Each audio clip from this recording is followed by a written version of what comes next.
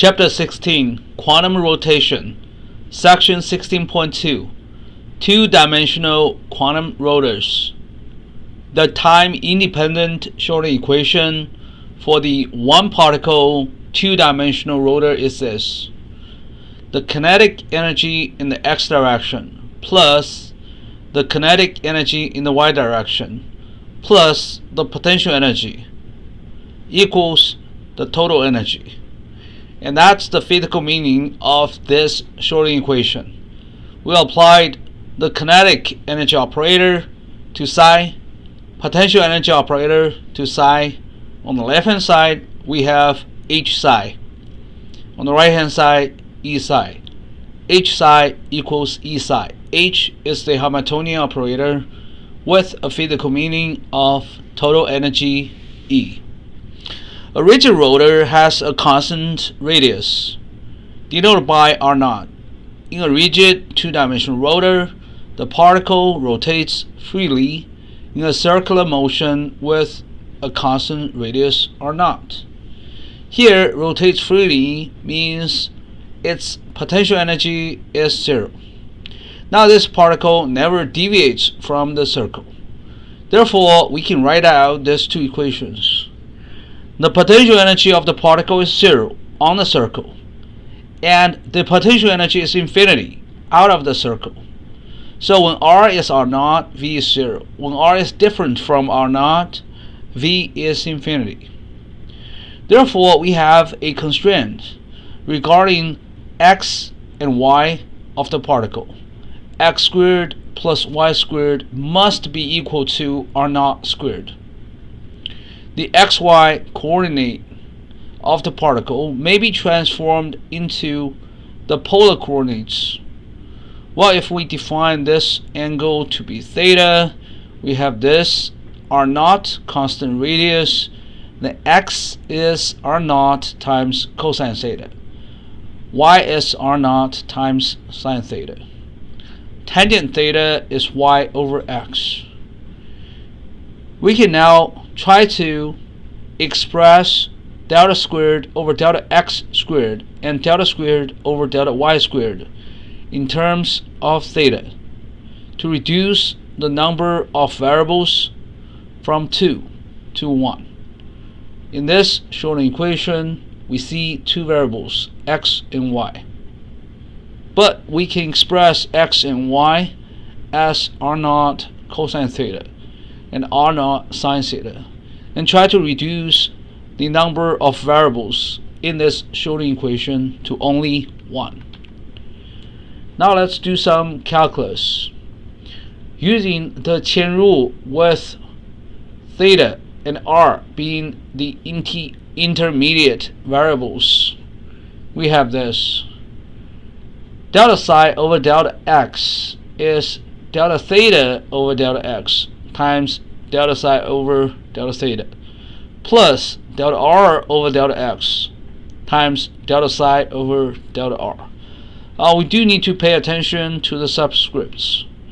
So what's the physical meaning of all this? Well, this is to hold y constant and determine how psi depends on x. Well, over here we hold theta constant, and then we determine how psi depends on r, and then how r depends on x. Here, this is how psi depends on theta, and then how theta depends on x. So overall, the physical meaning of the right hand side is also how psi depends on x. It's just we have an intermediate variable here, theta, and another intermediate variable, r here. Now for a rigid rotor, r is a constant anyway, so this term disappears in this case when r is constant. So how does psi depend on x? Well, we can just examine how psi depends on theta and then how theta depends on x. Now we're going to evaluate delta theta over delta x. This is non-trivial unless we again use an intermediate variable, and this time we use tangent theta as the intermediate variable. Right, so delta theta over delta x can be written as this. Alright, you can see this is delta tangent theta, we have d tangent theta. Alright, so what does that mean? That means here, how does theta depend on x? Well, first we can determine how theta depends on tangent theta, and then how does tangent theta depend on x, right? So over here it's just d theta over d tangent theta. The meaning is how theta depends on tangent theta. Alright, so it's possible to evaluate this. The first derivative of tangent theta is simply 1 over cosine theta squared. And tangent theta is y over x. So we can evaluate this derivative as well, holding y constant. This is just negative y over x squared. And this part is just cosine theta squared. Now y is r naught sine theta, x is r naught cosine theta. We clean it up, we get this. Delta theta over delta x is negative sine theta over r naught. Therefore, delta psi over delta x is equal to negative sine theta over r naught times delta psi over delta theta. And similarly, we can prove this. Delta psi over delta y is cosine theta over r naught times delta psi over delta theta. So in summary, we got this two equations. We can convert delta over delta x to negative sine theta over r naught, delta over delta theta. And this delta over delta y operator is cosine theta over r naught, delta over delta theta. Now for a rigid two-dimensional rotor, delta over delta x operator is negative sine theta over r naught, delta over delta theta. From here, we can derive the second derivative operator. The second derivative is simply the first derivative of the first derivative. So we just need to apply this operator 2 times. Now we can expand it, because delta over delta x can be expressed in terms of theta here and then here. Now we're going to just apply this operator to everything inside. But before we do that, we see negative r naught as a constant. So we can take negative over r naught out. And then we have this expression, sine theta over r naught squared, and then delta over delta theta, sine theta, delta over delta theta. Now we're going to use the product rule. So really it's just applying this operator to this operator, and applying this operator to this sine theta. So we're going to do this. The second derivative with respect to x is going to be sine theta over r naught squared. Now we're applying delta over delta theta to sine theta. And then over here multiply by this operator. And also we can just copy this sine theta here. We just apply this operator to this operator. Alright. And then we have 2 terms. It's sine theta over r naught squared. Over here this is cosine theta, delta over delta theta, and over here it's sine theta. We have the second derivative with respect to theta. This is just the result. The second derivative with respect to x can be expressed in terms of theta. We can do that to y as well. We get this. You can prove it. So over here we can just prove it. We just do delta theta over delta y, and then similarly we introduce a intermediate variable, tangent theta here, and then this is just 1 on the bottom over here. It's just 1 over cosine theta squared. Tangent theta is y over x. Now we hold x constant. We evaluate this derivative, which is just 1 over x, and this is just cosine theta squared. We clean it up. we get cosine theta over r naught as delta theta over delta y. Therefore, delta over delta y is this operator. The second derivative is to apply this operator 2 times. So we have this operator 2 times. And again, we use the product rule. We apply this operator, delta over delta theta operator, to cosine theta, and to this delta over delta theta operator. So we have 2 terms over here. This part is negative sine theta, and this part is just the second derivative. So we get the expression here in terms of theta for the second derivative with respect to y. And also we got this before, the second derivative with respect to x. Now we sum it up. What's the sum of the second derivative operators with respect to x and y? We just sum up this and this. Fortunately, this term and this term cancel. They are the same except for the sign, so they cancel. These two may be combined because cosine theta squared plus sine theta squared is just 1. So in the end, the sum of these two second derivatives can be written in terms of theta. And it's pretty simple. It's just 1 over the constant radius squared multiplied by the second derivative operator with respect to theta. The sum of this can be denoted by this symbol. It's a triangle upside down squared. Well, it denotes the so-called Laplacian for the two-dimensional system. We simply define this Laplacian to be the sum of the second derivatives with respect to x and y for a two-dimensional system. And now the Schrödinger equation for the one particle two-dimensional rigid rotor is dramatically simplified. It's just this. And when you look at this, well, hopefully you remember this equation looks like the Schrödinger equation for a free particle in the one-dimensional universe. Again, the Schrödinger equation for the one particle two-dimensional rigid rotor is this: negative h bar squared over 2m over r naught squared.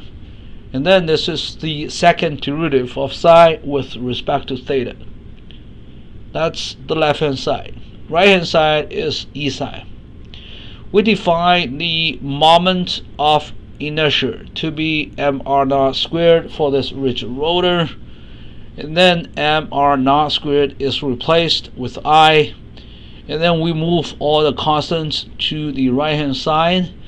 We see the second derivative of psi is negative 2ie over h bar squared times psi. How do we solve this differential equation? Well, we can do some simplification. If we set L to be the square root of 2ie over h bar squared, we'll see a simpler differential equation. The second derivative of psi is negative L squared times psi. Again, it looks really similar to the Schrödinger equation of a free particle in a one-dimensional universe. This is also considered a one-dimensional universe. It's just we have a circular universe. There are two possible normalized solutions, psi plus, psi minus. They are e to the power of plus il theta and e to the power of negative il theta. A plus, a minus are just the normalization constants. They can be arbitrary constants as well if you don't need to normalize those. L is a quantum number, and L tells us the magnitude of the angular momentum. We now prove that L must be an integer. Alright, so let's look at this solution first. E to the power of plus IL theta. Because this function must be continuous and single valued according to postulate 1, then we have this equation. Alright, psi of theta should be equal to psi of theta plus 2 pi, because the position at theta and the position at theta plus 2 pi are exactly the same. Alright, you cannot have two different values for psi at position theta and at position theta plus 2 pi, because theta plus 2 pi is simply theta if you're talking about the position of the particle. Now we have this equation, both sides divided by a common factor, a plus e to the power of IL theta. We have this equation. E to the power of IL 2 pi has to be 1. Again, to satisfy postulate 1, the wave function of the two-dimensional rigid rotor must be continuous and single valued. And from that, we get this equation. E to the power of plus IL 2 pi is 1. We're going to use Euler's formula, which says e to the power of I theta is equal to cosine theta plus I times sine theta. Now we get these two equations. Cosine L times 2 pi is 1. Sine L times 2 pi is 0. These two equations hold true only when L is an integer. Alright, you can try any other non-integer values. You're not going to be able to satisfy both equations at the same time. So L has to be an integer. L denotes the angular momentum quantum number for the two-dimensional rotors. Later you will see we use L to denote the angular momentum quantum number for three-dimensional rotors as well. In general chemistry, you have learned four quantum numbers NL, M sub L, and M sub S. And in general chemistry, you have learned L is the angular momentum quantum number for an electron in the atom. Alright, I did mention the four quantum numbers you have learned in general chemistry: N, L, M sub L, and M sub S. It's possible that you have not learned the quantum number S yet, but now I'm going to just talk about all those for a review, and also to introduce the quantum number S if you have not learned this. N is the principal quantum number. That's pretty easy. L is the angular momentum quantum number. It's about the three-dimensional rotation of an electron in the atom. M sub L is called the magnetic quantum number. M sub L H bar is the Z component of the three-dimensional angular momentum of the electron of interest. Now let's talk about S and M sub S. So we know electrons spin. So this S is the spin quantum number. S denotes S is used to describe the three-dimensional spin of the electron. Now M sub S H bar is the Z component of the three-dimensional angular momentum of electron spin. So when we are talking about electron spin, the electron can spin about its x, y, and z axis at the same time. So it's possible to get the x, y, and z components of its three-dimensional angular momentum. So this quantum number S describes the three-dimensional spin. M sub S is related to just the Z component. Now let's get back to the two-dimensional rotors. We may define m sub l to be plus minus l for a two-dimensional rotor. Well, later we'll learn this. M sub l can be negative L plus 1, negative L plus 2, etc. all the way to L for a three-dimensional rotor, or for the electrons in an atom. You learn this rule in general chemistry. M sub L has to be from negative L to positive L with an increment of 1. Alright, it's just because in an atom, the rotation of the electrons about the nucleus are three-dimensional rotations, so we use this. But for a two-dimensional rotor, m sub l can only adopt two different values. It's either negative L or positive L. And now the wave function of the rotating particle is this: a to the power of a times e to the power of I times m sub l times theta. Again, this m sub l can be plus L or negative L. This m sub l is signed, and it denotes the z component of the angular momentum. Well, if you have only a two-dimensional rotation, well, the angular momentum can be pointing up or pointing down. It's perpendicular to the plane of the rotation. M sub L h bar is the signed z component of the angular momentum of the two-dimensional rotor. For example, if L is 2, m sub L can be negative 2 or 2. When L is 4, m sub L can be negative 4 or 4. What if L is 0? Then m sub L can only be 0. Again, this is the wave function for the two-dimensional rotation.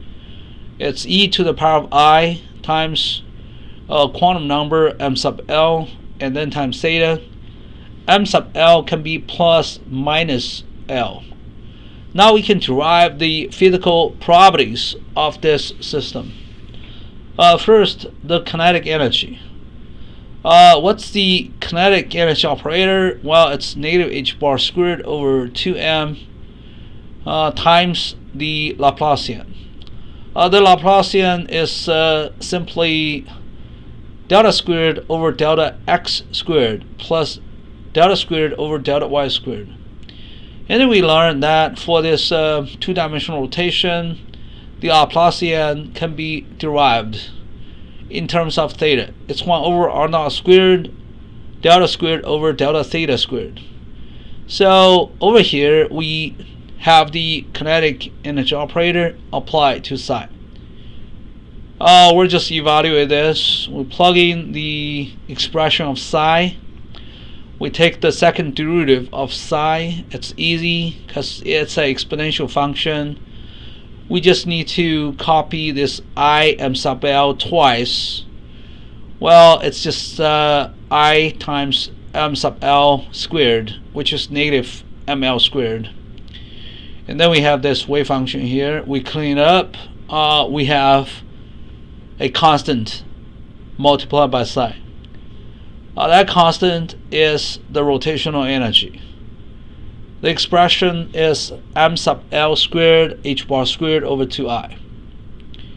Therefore, the kinetic energy of this rotating particle is ml squared h bar squared over 2I.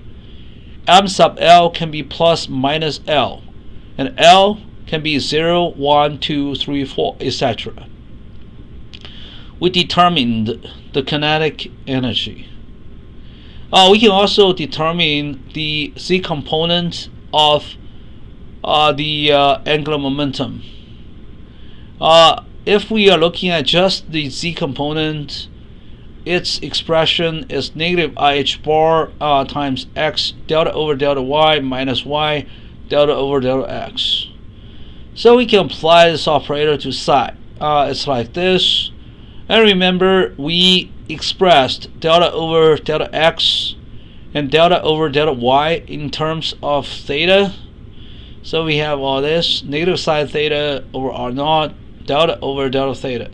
Here, cosine theta over r naught, delta over delta theta. So we can just replace x and the delta over delta y with, here x should be r naught cosine theta. Delta over delta y should be cosine theta over r naught d over d theta. And here y is r naught sine theta. Delta over delta x should be negative sine theta over r naught delta over delta theta. So anyway, we can express the z component of the three-dimensional angular momentum operator in terms of theta. We're doing it here. So this is the z component of the three-dimensional angular momentum operator, and we can express it this way. Alright, and we have everything in terms of theta here. It seems r naught cancel, r naught cancel. We have cosine theta squared, we have sine theta squared. And really it's awfully simple. It's in the end delta over delta theta. So sometimes it's convenient to use polar coordinates. Alright, so if we apply the z components of the angular momentum to psi, that's equivalent to negative I h bar delta over delta theta applied to the wave function. The result is m sub l times h bar times psi. M sub l h bar is the eigenvalue. So we determined the eigenvalue for psi when the z component of the angular momentum is applied to psi. So again, m sub l h bar is the z component of the vector of the angular momentum, and since m sub l is plus minus l and l is 0, 1, 2, 3, 4, well, you can see, we have a quantized z component of the angular momentum. The value of the z component of the angular momentum can be 0, plus minus h bar, plus minus 2h bar, plus minus 3h bar, etc. The angular momentum of such a rotating particle is always an integer multiple of h bar, regardless of the mass of the particle or the radius of the ring. So if you have two massive astronomical bodies rotating about each other, well, their rotational energy must also be an integer multiple of h bar. Okay, now let's look at this case. It's a special case. M sub L can be 0. When M sub L is 0, the velocity, the speed, the angular momentum of the particle are exactly 0, with no uncertainty. So does this violate the, Heisenberg's uncertainty principle? No, because the uncertainty of its angular position is considered infinity. Alright, so theta just can be any value. Alright, what's the physical meaning of this? Well, it's kind of strange. When m sub l equals 0, it simply tells you the kinetic energy is 0, the speed is 0, the angular momentum is 0, but now where is the particle? Well, we don't really know where the particle is at all. This particle is all over the circle. The angle of the particle is all over the entire range of the angle. Theta can be from negative infinity to positive infinity. So this is not a violation of the uncertainty principle. Although the uncertainty of the momentum is 0, the uncertainty of its angular position is infinity. Now, given this wave function here, we can determine the normalization factor A. Well, although this is fairly trivial, because you can see if we want to determine the physical property of this system, the value of A is not very important. But still, for some other problems, we might need the expression of A. So let's anyway derive A. The probability of finding the particle is 100% when theta is from 0 to 2 pi. And therefore, we have this equation. And then, well, the squared modulus of a function is equal to the product of this function and its complex conjugate. So we're going to use this statement, and we see the squared modulus of this wave function is equal to simply a squared. Now we have this equation. Sorry, I forgot to add d theta here, and we should have d theta here. We can integrate this, and then we determine that a should be 1 over the square root of 2 pi. And now we have a normalized wave function, e to the power of I times m sub l times theta over the square root of 2 pi. This is normalized.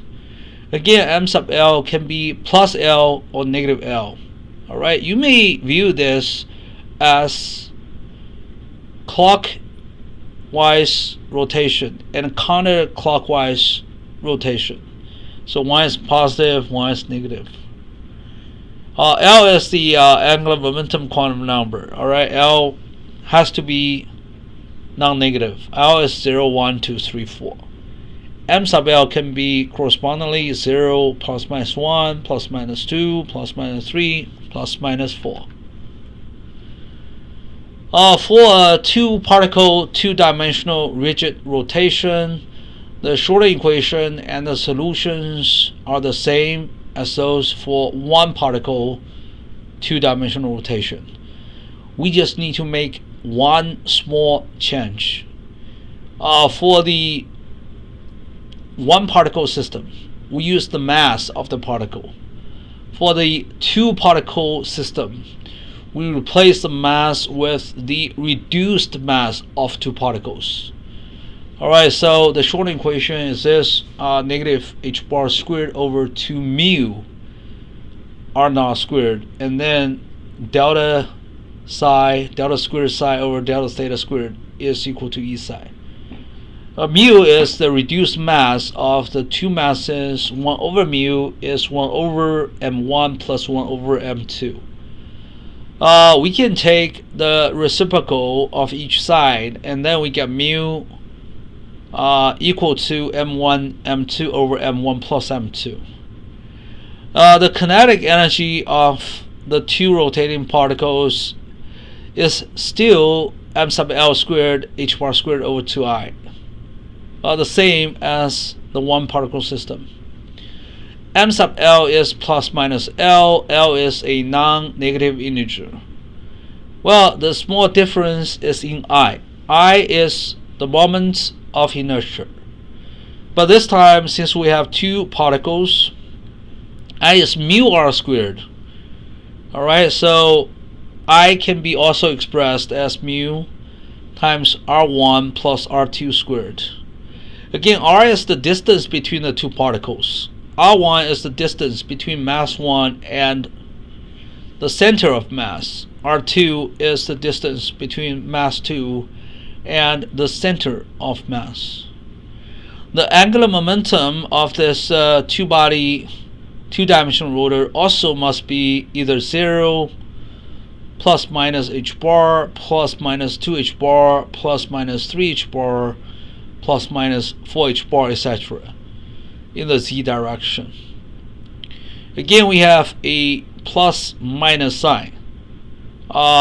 They correspond to clockwise and counterclockwise rotations.